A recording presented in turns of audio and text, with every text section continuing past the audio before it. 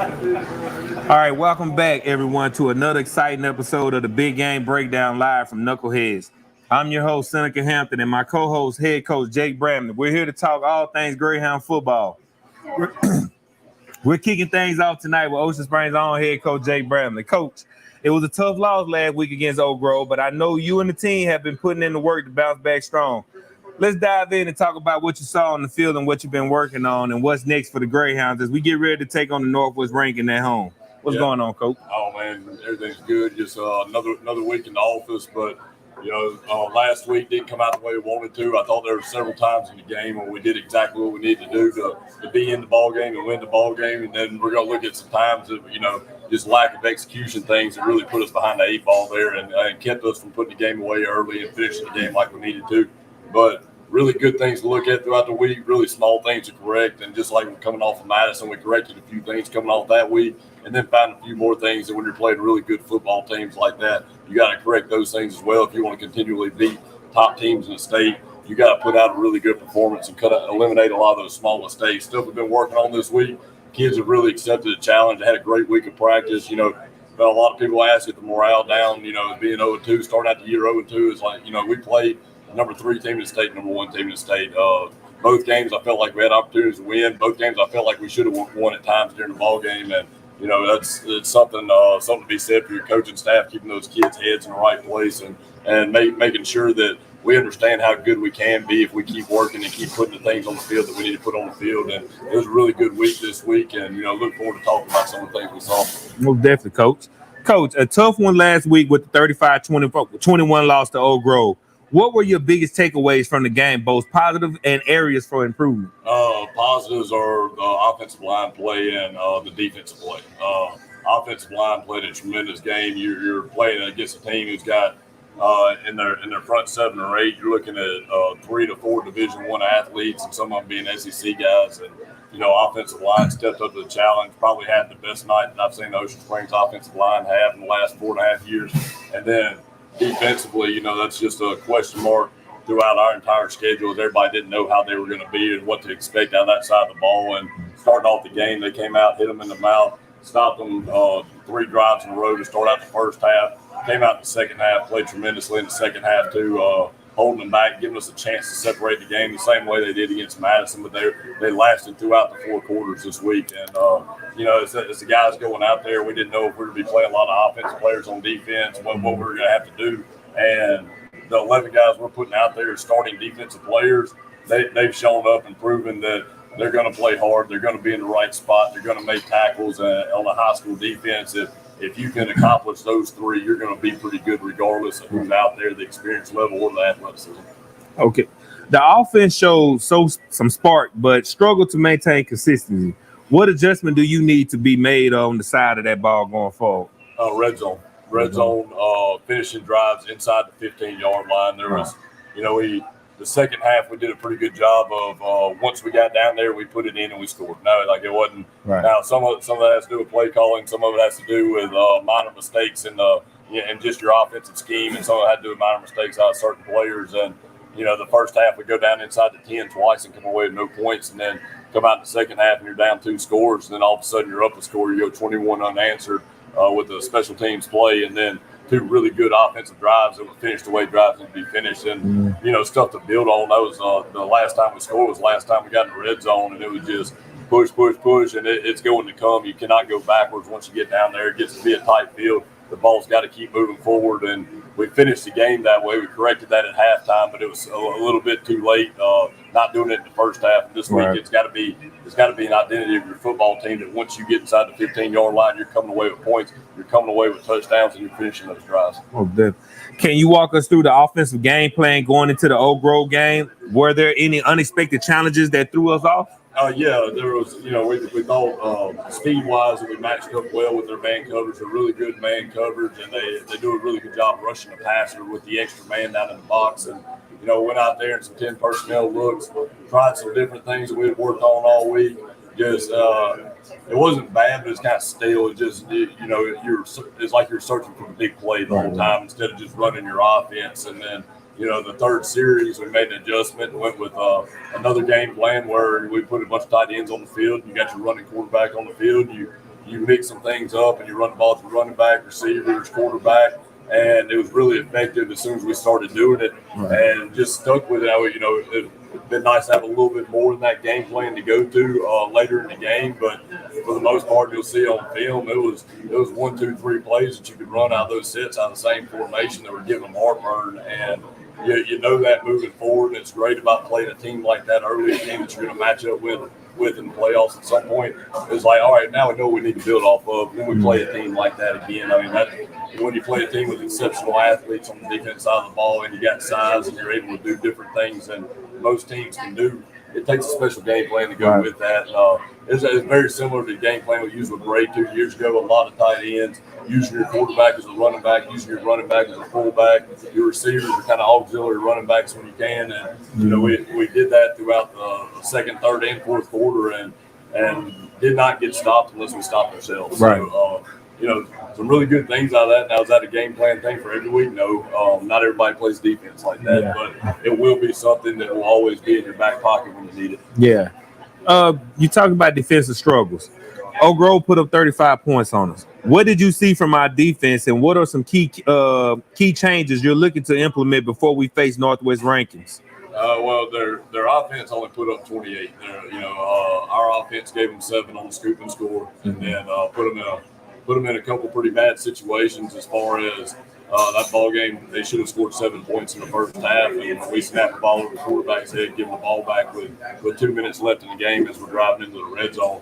I told them at halftime, I told them after the game, you give up what I'm calling 21 points to an Oak Grove offense that's they got probably one of the best receivers in the state, one of the best running backs in the state, an up-and-coming quarterback that's going to be better than the one they just had. Right. A top-tier offensive line, a bunch of tight ends. You go out there and give up 21 points, you should win that ball game. Right. And, I'm very proud of the way our defense played and some of the individual performances that happened out there. That was, the 35 points is kind of a blemish on whatever you want to look at it as the defense side goes, but that was not on them. That was a lot of that was on the team and on offense too that gave up some of those points and put them in a bad situation. What were some of our standout plays from the defense? Even in a tough loss, any specific players you would like to feel stepped up? Brian Osmer, BJ, he probably had one of the best individual performances I've seen out of a high school player at any position. I think it was 9 or 10 tackles, 6 tackles for loss, 3 sacks, a blocked field goal that he scooped and scored himself for a touchdown. Right. And, he was a man on a mission Friday night. And he put the team on his back. He was begging for me to put him at running back, so he'd lead block every play. He didn't care. And then Ashley Pazer and Ricky Orso as well. And you'll see some of their clips on film. They had a really tough time getting away from some of those offensive linemen for specific reasons. And still showed up, shut down the run game with those 3, let those linebackers fly around. Aiden Watson had another good game at safety. Noah Wells had a good game at safety. EJ and Lucas Snopely at corners, both, they had their hands full. There's some really good athletes out there in front of the receiver, and they played very well. Yeah. Special teams. How did you feel about our special teams performance last week? Any areas of focus for improvement? Yeah, got to put the ball through the uprights on field goals. The snaps will be there on PATs, the holds will be there on PATs. You go out there and kick the field goal with an opportunity to get 3. It's a high snap, a late hold, and a push kick. It's an area that we have to be a lot better in. Our as far as kickoff goes, we're putting the ball in the end zone the majority of the time when we kick off. Our punts have been pretty good. Our punter's doing a really good job getting the balls off. We've had a low snap in both games that he got a hold of quick, one-step kick and puts it down the field. And, he's averaging 35 to 40 yards a punt, which I'm always going to be happy with. I think special teams is doing well. We've got to get the field goal stuff done and fixed. All right. There were a few moments where it felt like we could have shifted momentum in our favor. What were some of those moments where we need to capitalize on better moving forward? So, obviously the block field goal coming out of the second half, they onside kick, get the ball back, and then we stop them, block the field goal, score immediately, come out, we 3 and out. Next drive, we go 8 plays down the field and score, running the football. Next drive, we go 2 plays, score and run the football, tied up 14-14, 3 and out again, get the ball back, 8 plays down the field, score. You're up 21-14, and you're feeling really good.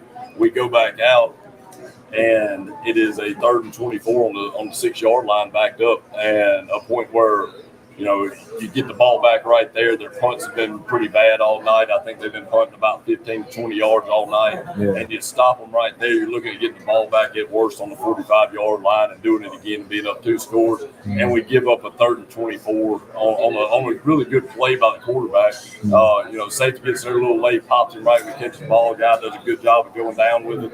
And then they walk down the field and score. And they tied up 21-21. And you get the ball back there, and that's when a bunch of different stuff had happened. But if you get off the field on that 3rd and 24, you get the ball back in your territory, and you put that last touchdown up and separate by 2 scores, starting the 4th quarter, you feel pretty dang good about how that game's going to go. Right. And, you know, those little things, man, we've been talking about it, and, you know, you can kind of beat a dead horse with it.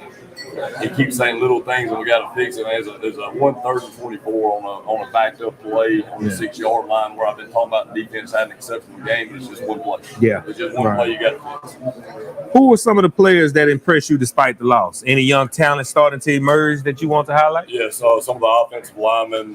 Jaden Ross at right tackle is his first year start, and he's starting to come into his own, and he's playing really well. And then Sherrod has done a really good job at quarterback the last 2 games in the second half, and he's come in, provided a little bit different spark with his legs, and being able to run the offense and start to grow a different side of the offense around him. He's done a really, really good job. And our linebacking core on the defensive side, you got Colby Bailey, Gabe Berga, Ezra Say, and Brody Sands, and that's a whole new unit. None of those guys have ever started before, and they're starting to find their place. That was a JV team last year. Yes, they were the JV team last year. And the defensive backfield behind them was too. And they're starting to find their place as a unit and figure out how to play together and understand when I'm here, somebody else is going to be there. They got me covered this side and this side, so I can go make a play now. So they're battle tested. They just, the light is bigger for them now. You know, they've gotten birthed by fire the last 2 weeks. You get 2 offenses like that. You get one that's huge and going to pound you, and then another one that's going to spread you out with 4-4 speed everywhere. You know, they've seen it now, and they played well enough to win in both of those games. So I'm excited where they're going and what they're building on that side of the ball. All right, Coach. What's the focus this week in practice to bounce back against Northwest Rankins? Are there any specific areas you're targeting for improvement? I mean, it's red zone execution, man. Everything else looks good. You're not seeing 3 and outs. You saw one at the beginning of the game against Oak Grove, but overall as an offense, you're not seeing 3 and outs. But at the execution level in the high red zone has to be really good, and that's, you know, a focal point of our practices. You get red zone periods, you got your finished plays, your opportunities to score when somebody gives you that opportunity. You've got to take advantage of it. And then defensively, I mean, they've been doing really well, and there wasn't a whole lot that did change, but the 3rd and longs, man, those 3rd and longs, don't get tight, don't play tight, play your normal defense, move a couple people around, get your safeties in right positions to make plays, or at least keep the ball in front of you, and that's been their focal point on the defensive side. As we all know, Coach, every game has its lesson. What do you want the team to take away from this loss, and how do you plan to build on it as we head into week 3? Exactly like I told them right after the game. You know, I told them to go see the band real quick, make sure we thank them for coming. They come back to me, and, you know, the first question I ask them is, you know, I want to show of hands who thinks we just got beat by the #1 team in the state, and everybody raised their hand. I told them they were dead wrong. We got beat by Ocean Springs. Ocean Springs beat us tonight, and it was our execution in the red zone. It was our execution getting off the field on 3rd down. Everybody in this stadium knows that this game should have came out on your side, and it did not. It's because of things we did, not because of things they did. And that's a really good thought process moving forward. If that was a playoff game at the end of the year, that's not a good thought process to have. But in the second game of the year, after you've had 2 quality opponents, that's a good thought process for these kids to understand. You were that close to being a really, really good football team, and you were twice. You're 3 plays away, maybe 6 plays total in 2 weeks from knocking off the #3 and #1 team in the state back to back. And, you know, it's something to be said for you and your level of play with 5 returning starters on offense and 1 returning starter on defense. What do you have ahead of you? You have a lot ahead of you. Now you got to fix those things and dominate your next 9 weeks so you can get back and play them and prove to everybody that you should have won that ball. Most definitely. All right, the fans were loud and proud. They was most definitely letting them know that they traveled well up that Old Grove. How important is their support as we move forward and any message you'd like to send out to the Greyhound Nation. Obviously, every week, I thank them for coming out. I'm so glad that we have a support system for our football team and for our guys. And every week, they're going to fill up their side of the stadium. We're not going to lack on that side of the ball. And there's a lot to be said for your community and your parents and your supporters, your band supporters, whatever you want it to be. When you fill up your side of the stadium, there's a lot to be said for your program and where you're headed. And you start out the year 0-2, and people have question marks here, question marks there. There are no question marks as far as where these football teams go. And we're going to a great place. We scheduled this way for a reason. We want this to be the reason that we are 8-2 when we finish the year, and then move into the playoffs, knowing that we've already played the caliber teams that we're going to have to beat going into the state championship run. Most definitely. Let's go and look at some key moments from this past game, and show us some highlights that you feel like stood out the most to us. All right, so looking at Brian Osmer right here, his defensive end up top, and just talked about the individual performance he had. I mean, that's he was able to really get after the quarterback. He understood the game plan. He's one of those kids that comes up there on Sundays and does game planning with coaches, so he understands why they're doing different things.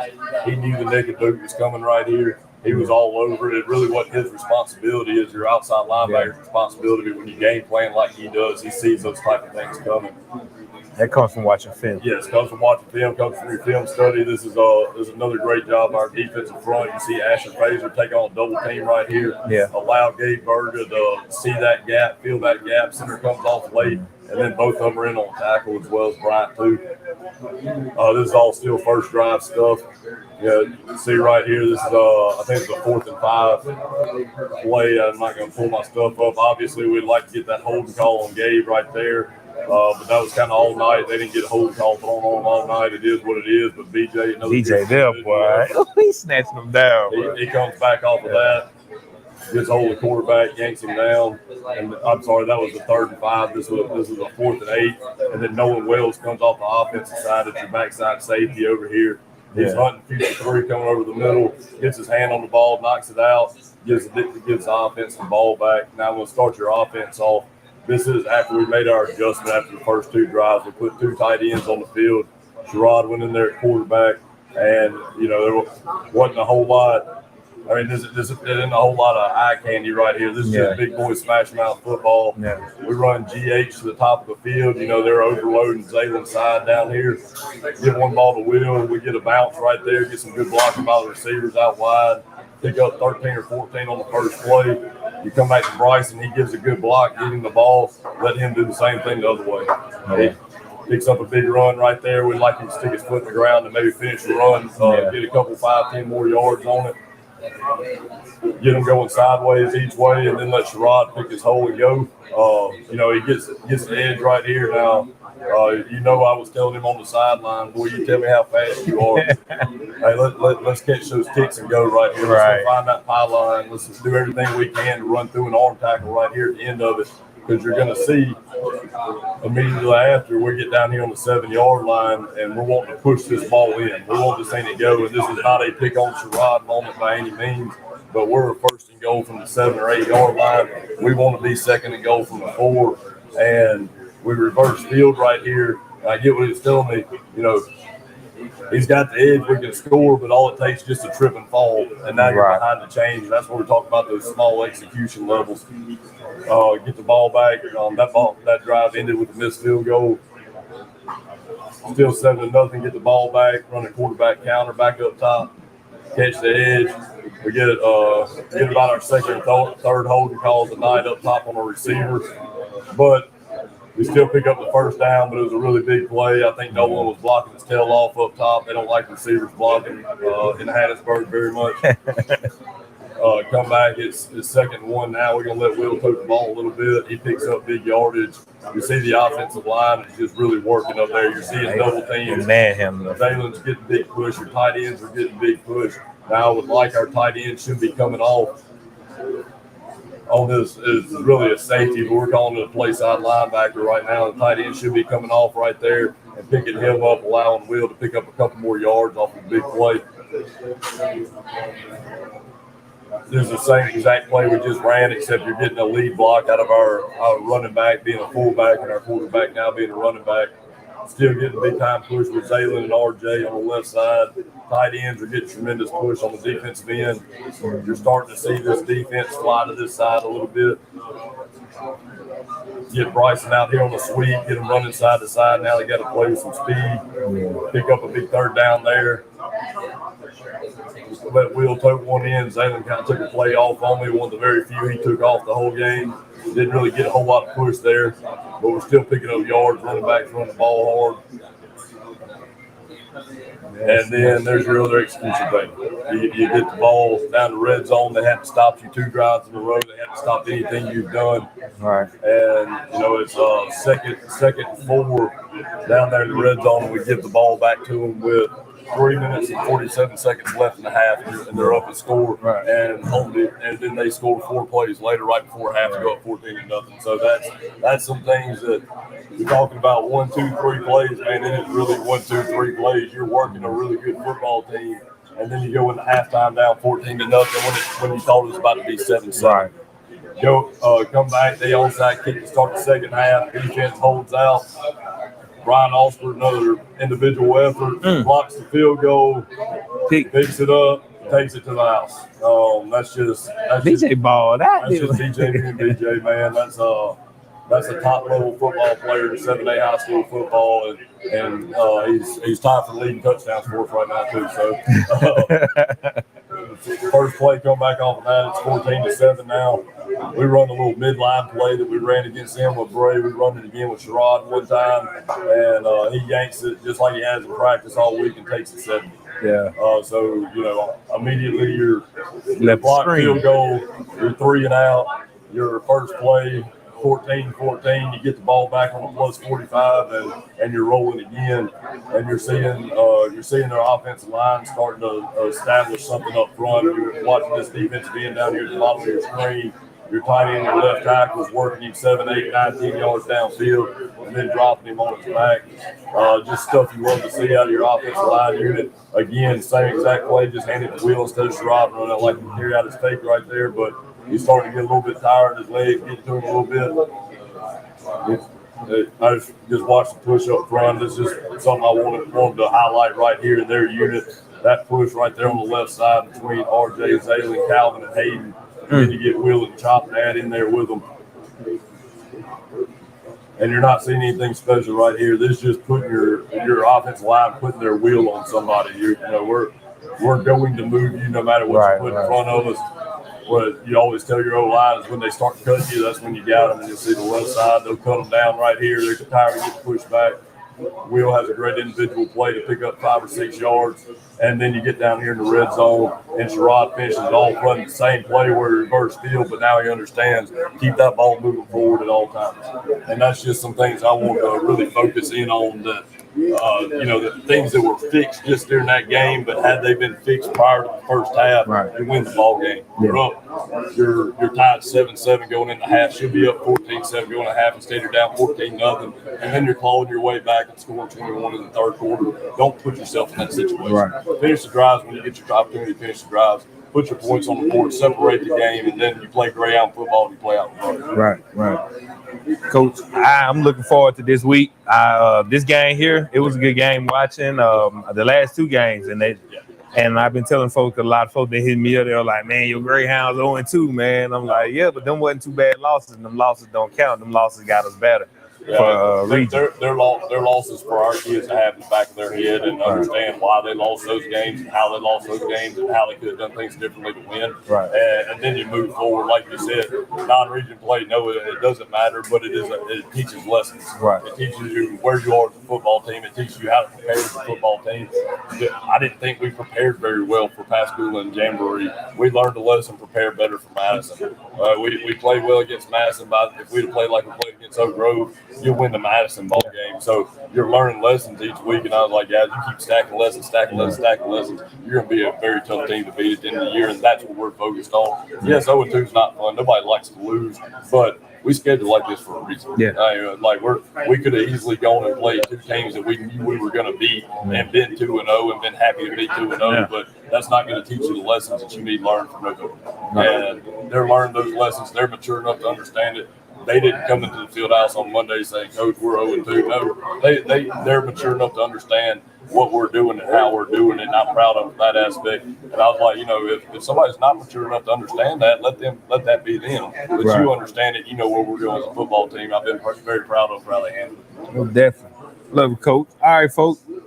Right now, we're gonna let Coach go enjoy him a nice meal right now, and we're gonna bring him back later so we can talk about the Northwest Rankin game. In the meantime, we're gonna take a break, and we're gonna come right back. And we're gonna have Will Smith Jr. with us to talk about his time here as a Greyhound. So it's been a good time for us. It's been a good one, man. It has, man. So we'll be right back.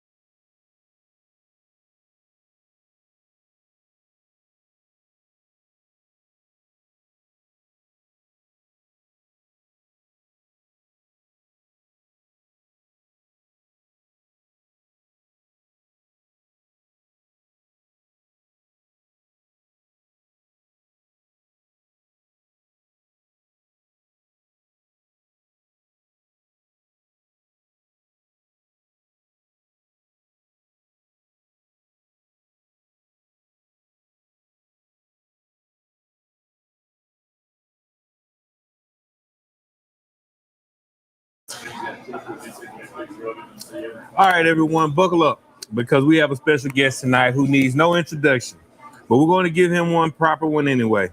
He's a returning 7A state leading rusher, the unstoppable force in the backfield with over 2,000 yards all-purpose and 22 touchdowns last season, all alone as a sophomore. He was already making waves leading the state in rushing before an injury put a brief pause on his domination. He's being named the 7A region 4 offensive MVP, first team all region, and we all know he got robbed on the all-state team selection. All right, but that's not all. He's a three-time AAU national champion in track, blazing past defender pass on the field and on the track. He's faced some of the toughest competition and came out on top. And this season he's back stronger and hungrier than ever, ready to carry the Greyhounds on his back once again. Ladies and gentlemen, give it up for the one, the only Will Smith. Will Smith, ladies and gentlemen. Will Smith. What's going on, nephew? What's up? Say we got you on here now, man. So how I feel, man? What's going on this senior year? Has it realistically hit you yet? Yeah, it's hitting me now. You're right. We gotta win these games. We started off a little slow. All right. But we getting right now. Okay. All right. So Will, you were the 7A state leading rusher last year, and you put up over 2,000 yards with 22 touchdowns. How does it feel to have such an impact on the field, and what do you credit for your success? It feels good knowing that your teammates can depend on you, knowing you can produce for the team, the coaches and stuff like that. And I really credit my offensive line and my QB. No. In your sophomore year, you led the state in rushing through the first 5 games before an injury took you out. How did you stay motivated during that time, and what did you learn from that experience? Getting hurt when you're that young, it's like depressing. But my dad, he helped me, told me, I got to stay on my stuff and physical therapy and stuff. And just my family and friends stuff telling me, you're still there. You Right. just got to keep working and stuff like that. You've been trained by some great people to get to where you are today. Can you tell us some of those men, who they are and what impact they had on your development as a player? My dad, definitely. My dad, he been coaching me since I was little, super little. Shout out OG. Yeah, shout out OG. That's like my only trainer, always, since I was little, track, football, all that. And then Coach Leroy, cousin to me, the same as my dad. He's been there since I was little. Right. He coached me for a while. All right, we all know you should have been on the All-State team last year alongside Nate Blunt from Brandon. How did you feel about that snub, and has it motivated you going into this season? Yeah, it's definitely motivation. I don't really look at it as like nothing negative. I just take and use it as motivation and make sure they have me on their mission. Most definitely. You're not just a force on the football field. You're also a 3-time AAU national champion in track. How has your track experience helped you on the football field, and how do you balance both sports? Definitely speed. That's why I say track. Speed, get your super fast. Those are 2 different speeds. And yeah, it really helped me on football. You faced some top competition throughout your career. Who are some of your toughest opponents and you gone up against, and where are they now, and which colleges are they attending? It's guys like Ryan Wingo. He goes to Texas right now. Darian Moss, he's a Florida State commit. And then Malachi James, he's at Syracuse right now. And you went up against all these guys in track already, head to head. You beat them? Okay. Looking ahead, what are your personal goals for the rest of this season, and how do you plan to help lead your team to success? Personal goals are just to keep producing for my team, and then for myself, get over 1,500 yards, make All-State, and I want to win Offensive Player of the Year again. As a returning star player, there's always pressure to perform. How do you handle the expectation and keep yourself focused on the game? I really just use the pressure as like motivation. So I don't be too nervous or nothing like that. So I just use it as motivation to keep me going during the game. The community and your teammates have always been behind you. What does your support mean to you, and how does it drive you to push forward? The community is great. All at the games, always packed out loud. My teammates are amazing, always supportive, and that just really like motivates me to want to play more. produce for them more. Right. Keep them excited. Lastly, what advice would you give to young athletes who look up to you and hope to follow in your footsteps? I would just say, just keep working. Always stay working, stay focused, stay on your grades. Yeah. And just don't let nobody have you down. Right. All right, Will, it's been great having you on the show tonight. Your journey from standout sophomore to leading rusher in 7A and 3-time AU national champ is nothing short of inspiring. We're excited to see what you bring to the field this season and how you will continue to lead the Greyhounds with the relentless drive and passion. Keep doing you out there and know that the whole community is behind you, rooting for you every step of the way. Thanks for joining us tonight, man. Hope to see you again, nephew. Big, man. All right, that was our segment for our player spotlight. We're going to take a break and we'll be right back with our coaches spotlight.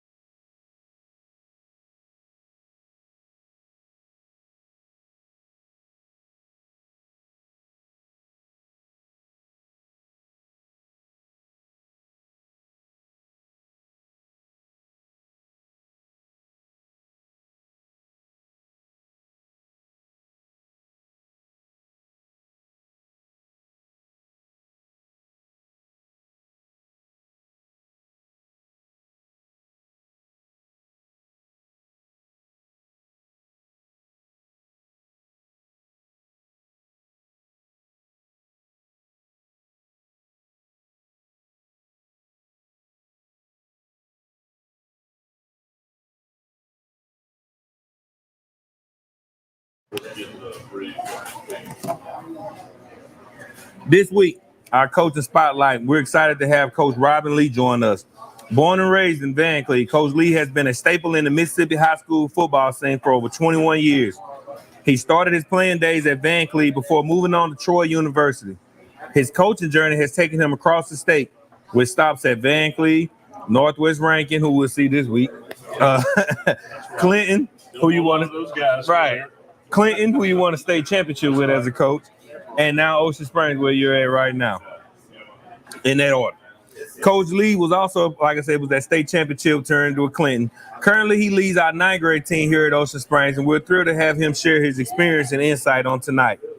Coach, welcome to the show. Thank you. Thanks for having me. It's always a pleasure. It's always a What pleasure. you do with all this stuff too. I appreciate it, man.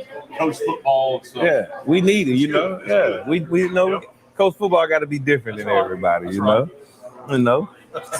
So tell us, man. So, Coach, you're born and raised in Van Cleve, and you played your high school ball there.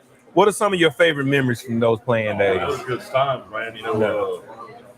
I played for Don Hinton, who was the head coach at Ocean Springs prior to. But there's a lot of guys off that staff that has really molded me. Yeah. Made me the coach that I am today. Right. Guys like I said, Don Hinton, the late Bart Madden, who became a dear friend to me later on. Right. And then Bobby Farrell, Right. who was my offensive line coach. Yeah. He made us tough. Right. And he's currently the offensive line coach at St. Martin right now. That's deep, yeah. So we still hang out. Right, yeah. But come that last game. That last game of the year. Throw all that aside. Yeah. So, let me see. I done lost my spot, man. I had my stuff. I done lost my spot. Where I go?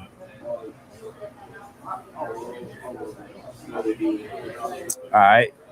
How did your experience at Troy University shape your perspective on the game and your approach to coaching? Oh, man. I'll tell you what, it was a practice at Troy was like a quest. Yeah. I was going to tell you that. Our head coach is a guy named Larry Blakely. He is a Pat Dye disciple from Auburn. He's an Auburn guy. Okay. It's all about toughness. Playing with toughness. Yeah. Get yourself in the fourth quarter and win the game. Man, when I was at Troy, this was not really what I wanted to do. Right. To be a coach. Yeah. I wanted to actually become a game board all things. Wow. And going back to what I was talking about with my coaches at Van Cleve, I come home and told them what I was going to do. Yeah. And they just kind of looked at me crazy. It's like, oh, you're going to play college football. You come back. We can get you here. You got a lot to get back. So they talked me into going back and redoing things. And here I am today. Yeah. And that was going to be my next question. Talking about your coaching journey. You coached at several different schools: Van Cleve, Northwest Rankin, Clinton, and now Ocean Springs. Has each stop along the way shaped you as a coach? It has. It really has. I started. When I went back to Van Cleve because there were a lot of the same teachers that were there when I was a student. And a good friend of mine named Jeff White, who was our quarterback in high school, he was coaching at Northwest Rankin at the time. He said, "Rob, we got a spot open. You need to call our head coach, when you're interested, just come up there." Right. And I think that's probably the best move I ever made was to leave the coast and go and coach football in a different part of the state. It kind of, it's different. Yeah. It is different. Yeah. A lot of people don't realize it. Right. Football down here, football it's way different. It is different. Yeah. And going up there, and I was working for David Coates at the time, and then later on Pete Hurt, who really helped me offensive line wise. Right. Shaped me who I am today as a coach, and then go and have an opportunity to go over to Clinton as well. That's one thing I always tell people. I've been very fortunate. Yeah. I've been lucky to be around good programs, good schools. First of all, good schools. Yeah. Good programs and being around a lot of good players. Yeah. That always makes you look like a good coach. Yeah, right. Good players, Yeah. Oh man. Being a part of the state championship team at Clinton must have been a great experience. What did you learn from that season that you still carry with you today? Have good players. Yeah, I was laughing because I said my next question. You still gotta give them a little direction. Right. Direction. Don't mess it up. Yeah. That's the biggest thing. Don't mess it up. Right. But man, that was a wild ride. We loved it. Jake over Coach Bramlett, he can tell you all about it. That was a fun season. Man, I bet it was, man.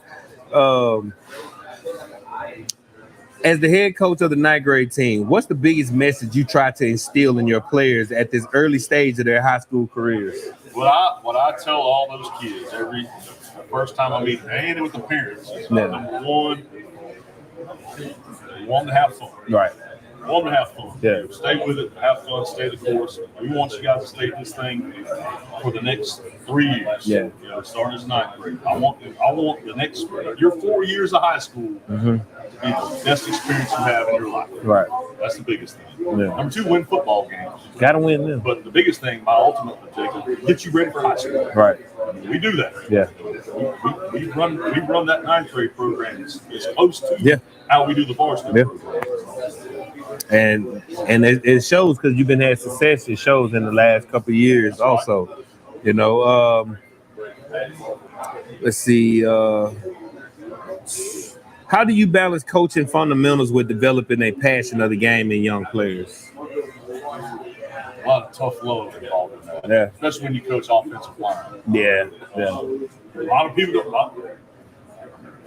want to play. Right. They don't. You got to make them these days. It's like we had those right at the end of summer. We had those youth coaches come over. Yeah. And I brought this up. I heard this from the guy years ago. He said, you think about this. When you drive down the park or whatever, you see kids playing football. Yeah. Everybody's throwing the ball. Mm-hmm. Everybody's running, catching. Yeah. But you don't ever see anybody pass that. Yeah. A run block. Nope. So that's the biggest thing. Yeah. Now, I always try to tell those guys, those are the true skill guys, the offensive line. Yeah. Because you're trying to make them do something that's really unnatural. Yeah.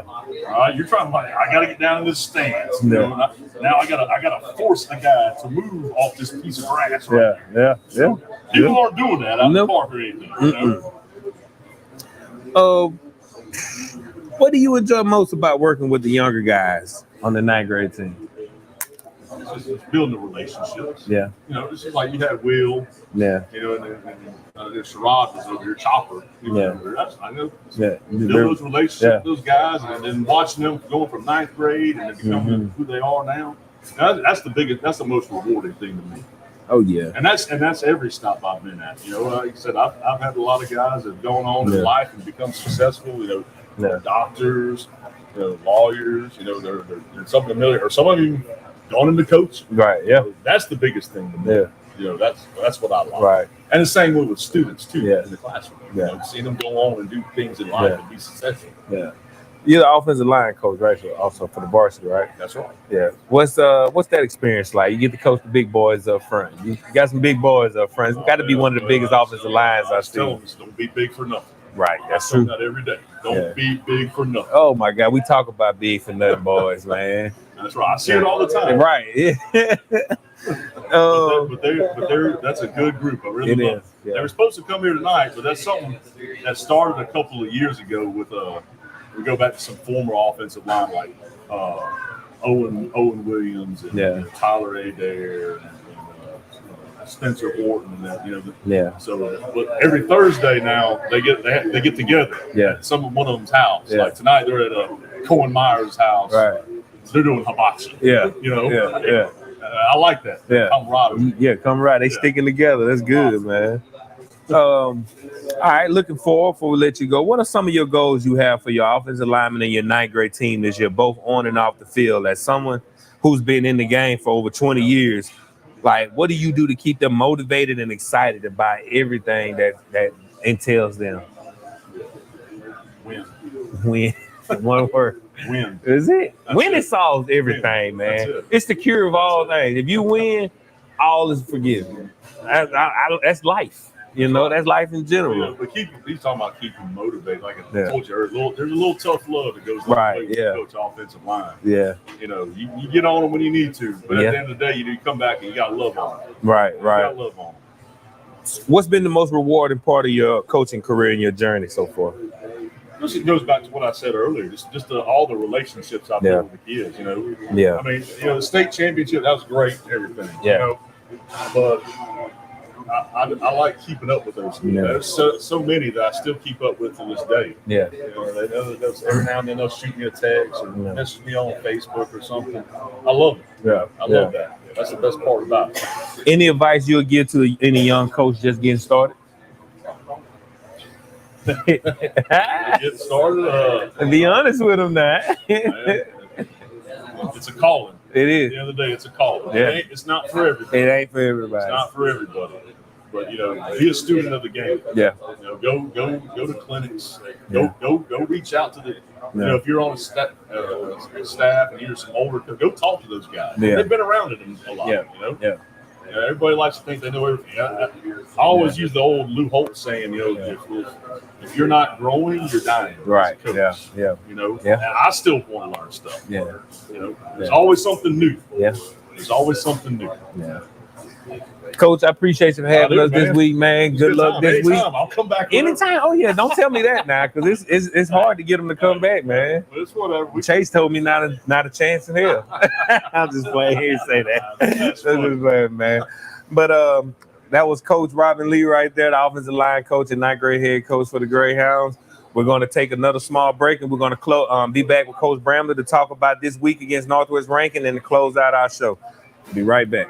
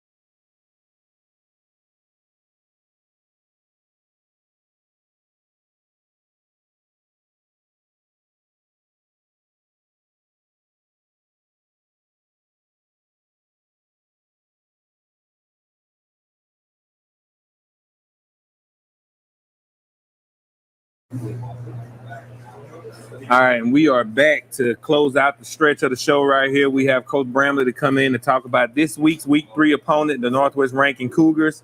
Coach, what specific areas of the Northwest Rankins game are you focusing on in your preparation for this week? One they got offensively, they have a young receiver, and when I say he's young, he is a sophomore, but he's got a full season under his belt. He started last year as a freshman, started out game one. He's a 6'3", 6'4", 180-pound kid that runs really well. He's a basketball guy, and you can tell that in the way that he approaches the ball whenever it's thrown to him. There's a lot of times they throw the ball up, and it's a true box the defender out and go up and get it type of guy. And he can change ball games. So he's a guy that you really got to focus on. They're skill-wise, I think they're better on the offensive side than they were last year, but they're younger. There are a lot of sophomores over there starting on that side, but a lot of speed. Now, replacing experience is always hard to do, but when you replace it with athleticism, there's always good things to come from it. So I know they're, kind of like us in some places this year, they're looking for those 2 and 3 games worth of experience for something to really start clicking, some chemistry to start popping on that side of the ball. And then defensively, they're returning a lot of starters. They're returning 6 or 7 starters defensively. They're pretty good last year on the defensive side. There's a hard-nosed team. Their head coach is a defensive guy. They take a lot of pride in being good on that side of the ball and present a lot of different looks, showing you different things, having a lot of checks, different motions and coverages. They do a really good job being really sound and solid on defense. And their defensive front, you always look at them and you'll think they're undersized, but they do such a good job with movement and slanting and pre-snap movement and things to keep an offensive line guessing, which, is something for us where you look at us and be like, all right, you just ran the ball at Oak Grove like that. You should be able to run right at them. Well, they do some things to negate that on their side of the ball. They know they're not as big as some other teams, but they do things to help themselves out there, and a lot of movement and slant using quickness is one of those things. A lot of like what our defense does. Right. But I really expect them to be solid on defense and then try to really exemplify number 2 in the pass game. Any way they can get in the ball and get him matched up one-on-one, I expect them to try to do that. Are there any particular matchups or players on Northwest Rankin rosters that you would keep a close eye on? Yeah, so number 8 on defense is inside linebacker, and it's really hard to call that a matchup with a particular player, but finding ways to, one, get him to step the wrong way or get his eyes going in the wrong direction and go a different direction, because he is a really, really good football player inside the box. He's really good. I was showing Will Smith during our pregame film or pre-practice film of clips where other teams are running some type of stretch or outside zone or power read against him, and he's finding creases in the B and C gap and cutting the field down and ankle tackling the running backs before they ever get going, and just things for him to watch out for, because that kid is really good at doing it. Now it's on me to get his eyes going one way and be able to do it a different direction. And then as far as a one-on-one matchup, whoever's standing in front of number 2, it's not one of those game plans where you're going to be over there double covering him all the time. You're not always going to be having 2 people, one in his face, one over the top of him. But, there'll be times when that situation comes up. But the guy who's in his face, we trust our guys. Where your help is your help in the middle, is your help to the outside, where does your body need to be, what technique you need to play to know that you got some help over the top. You need to let him win and be underneath and then play in the trail position, or how do you need to play? And that's what I expect out of our corners, to be drawn and understand, where's my help at? Right. No, I don't have to jam him up and take him to the sideline every single play. I actually know where my help is, right, and I need to keep my leverage to the other side. Yeah. Are you adjusting your game plan based on what you learned from last week's game against Oak Grove? Yeah, we'll do it every week. Yeah. We'll do it every week. Every time we learn something new, there's going to be a small adjustment. Now, whenever you say that, you're not talking about scheme necessarily, but how can you put your team in the best situation to run the schemes that you run day in and day out? Yeah. And we can run our bread and butter run play out of every single formation we have. Now, what formation is going to put them in a position that's very hard to stop it, or what formation can I give them some eye candy and make sure that they're not keying in on that one run game? And can we have counters off of that? Can we have outside run answers? Can we have play action answers? And that's going to be a week-to-week thing, and you're going to figure out things every week that you're a little bit better at and a little bit better at. Well, how can we really fine-tune that and then put a wrinkle on that one too? Right. And you start seeing it in week 8, week 9, week 10 of your season. You'll start getting into some wrinkles and some cool-looking plays or gimmick stuff that you're like, man, why ain't they been doing that? Well, we've been building up to it. It takes a while to build. Right. It's not, you wish you had as much time as a college program did with their players. You don't have that type of time in high school, but we do a really good job in January through July of installing the base, getting really good at the base. Yeah. And then when you start playing other teams, that's when you start figuring out what you're really good at and how can we build on those things. And because you have a really good program and they practice well, but at some point in time they get tired of practicing against each other. It's hard to figure out in July and June what are you really good at, because you hadn't seen it against somebody. Right. Coach, in your opinion, what are the keys to victory that will determine the outcome of this game against the Cougars? I tell the kids, what the 3 things I'm looking for usually on Mondays. If Monday afternoon is the first time I see them on Monday, we'll start our talk out with that. And the line of scrimmage on both sides of the football. Are we able to run the ball at will? Are we able to stop the run with 5 to 6 in the box? That's going to be our first one, and that one usually goes week to week. Sometimes it's number 3 on the pecking order instead of number 1. But right now, I feel like for us building an identity on offense and learning as a new defense, what we are, that one comes first. Yeah. Can we run the ball at will? Can we stop the run with very few? Can you update us on any injury reports, or if there are any changes to the lineup for this week's game? None. We're healthy right now. A couple little small, bangs and bruises that happened on Friday nights, but nothing major. Sure. Asher's shoulder was hurting him a good bit against Oak Grove, and you saw him coming in and out a lot more than you normally would. But that kid is just tough. Tough as nails. He's tough as nails. Yeah. And, they told him on Monday there's a possibility he may need surgery this year, and he's like, it ain't gonna be during football season. Right. You can wait till December, and that's just it is like what it is. He is. Yeah. He's strapped it up and he's ready to roll, and he's kind of mad that I'm not letting him go 100% during practice. But he's one of those kind of kids. He's done it for so long that he can go in there and he's mature enough to get his mental reps and show up on Friday. Yeah. Which players do you expect to step up and make a significant impact in this game, and how are they preparing for the challenge? Will Smith. Will Smith is going to have a big night. That's a big part of the game plan. He always is a big part of the game plan, but a little bit more. I wouldn't call it a reward, but he's one of the most selfless players that I've ever seen in my life as far as a high school kid. I want to make sure I pointed that out in our Monday meeting with all of our skill players, that the fact that a kid who's an all-state caliber running back went in there and basically played fullback for 3 quarters last week and did not say a word about it, even to the point where I'm walking in with him at halftime, and I'm like, look, you've seen this game before.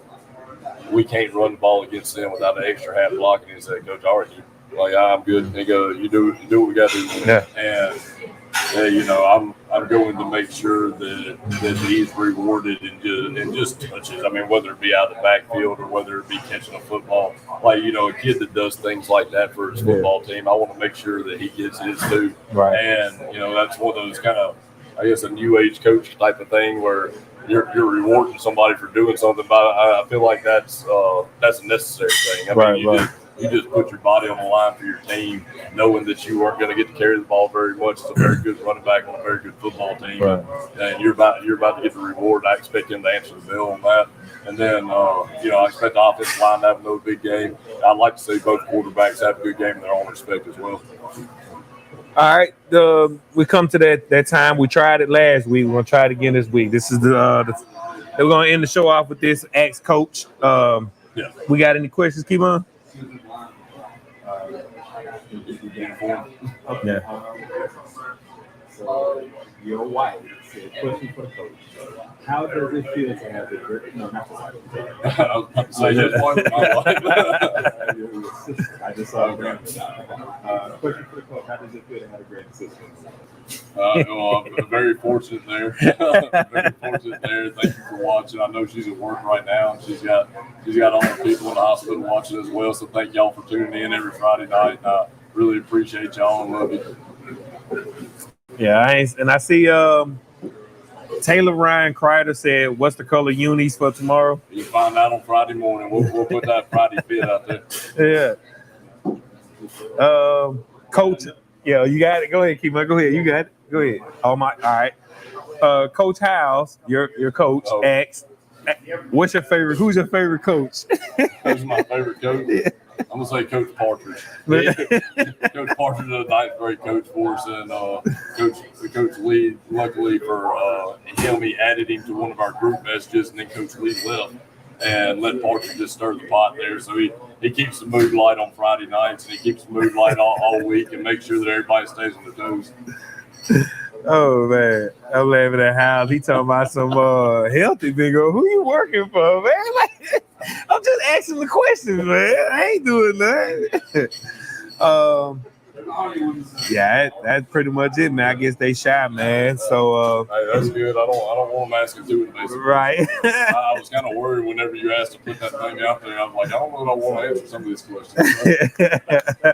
All right, so we're gonna close the show out with that, Coach. All right, folks, this is it for tonight's episode of the Big Game Breakdown, live from Knuckleheads in downtown Ocean Springs. A huge thanks to Coach Bramlett for breaking down our upcoming game against Northwest Rankin, and to our guests for sharing their insight. Remember, the Greyhounds are back home this week at the Pep, and they need all the support they need to get this momentum back going. Be sure to come out and cheer them on. It's going to be a great game. And make sure to follow on all social media for updates and highlights. Thanks for tuning in, and we'll see you next week on the Big Game Breakdown. Go Greyhounds. Thank you. Go on.